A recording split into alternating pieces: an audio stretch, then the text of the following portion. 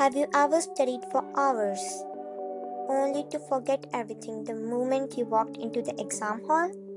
If that sounds familiar, you're definitely not the only one.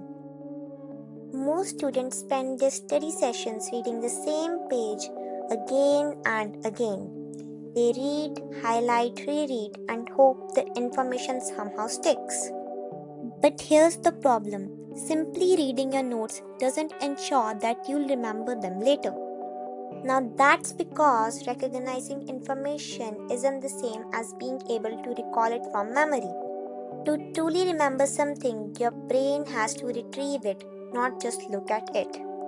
And that's exactly where a study method called the blurting method comes in. It's simple, requires nothing more than a notebook and a pen, and it's built around one of the most effective principles in learning: active recall. So, how does it actually work? First, choose a single topic you want to study. Let's say photosynthesis. Study the topic carefully. Focus on understanding the ideas rather than memorizing every sentence. Once you finish studying, close your book and put away your notes. Now grab a blank sheet of paper without looking at your notes. Write down everything you can remember. It doesn't matter if your handwriting is messy. It doesn't matter if you forget something. Just keep writing.